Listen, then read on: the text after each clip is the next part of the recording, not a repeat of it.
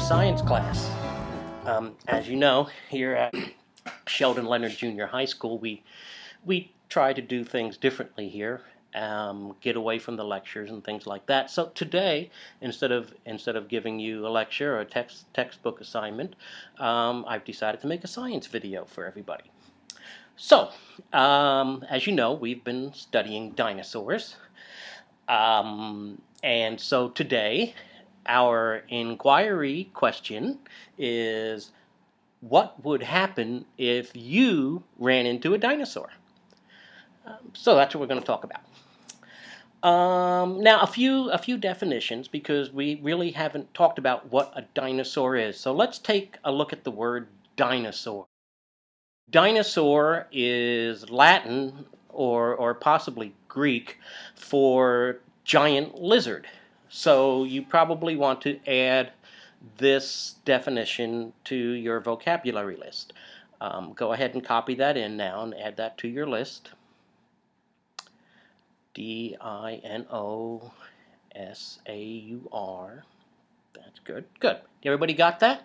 Good. Good. So, dinosaurs are giant lizards.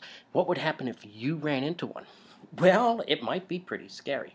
But before we really talk about that, I think we should set the scene a little bit. Dinosaurs lived a long, long time ago. And one of the things that life was like back then was there was a lot of volcanoes. Or at least I'm pretty sure there were a lot of volcanoes, because let's face it, volcanoes are pretty cool and dinosaurs are cool, so it seems reasonable to assume that they both were there at the same time. So we're going to take a look at what a volcano is first, because probably there were a lot of them back then. Okay, I have a container that looks kind of like a volcano because it's brown, and I have some baking soda inside this. And to show you what a volcano is, I'm going to add some vinegar to the baking soda. Oh, and I had some food coloring in there too. That's how a volcano works. You see how everything kind of came out there like that?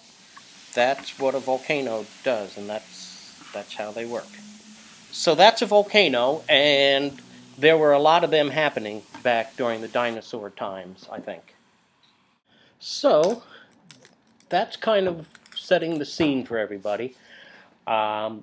It's happened a long, long time ago, and there were lots of dinosaurs stomping around and going arg, arg, arg, arg, arg, and stuff like that.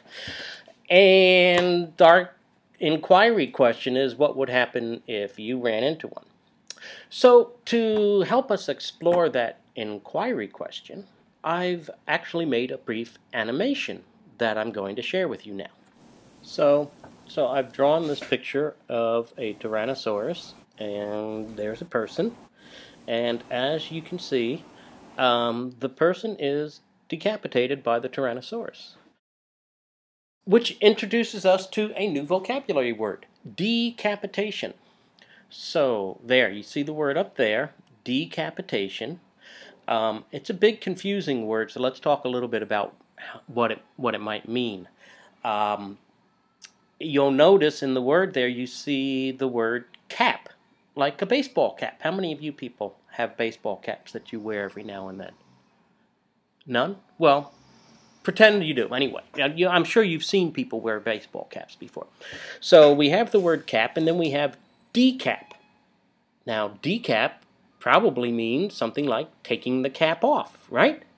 So decap, removing the cap, and then itation, which is probably Latin or possibly Greek for with the head still attached. So you're taking the cap off and keeping the head attached to the cap. So that's kind of how you can remember what decapitation means. Now, let's add that word to our vocabulary list.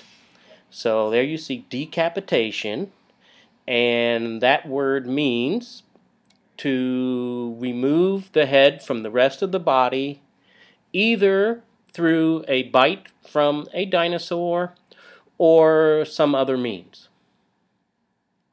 So everybody take a minute and copy that into your vocabulary list. So let's take a quick look at some more dinosaurs, because we just got a few seconds left. And here's a couple of dinosaurs there, and There's a few more. Some more. And that's about all we've got time for now, but as you can see, dinosaurs are pretty scary things, and it's probably a good thing that they're not around anymore. Anyway, that's today's science lesson. I hope you enjoyed it, and I look forward to teaching you some more science in future science videos. Bye!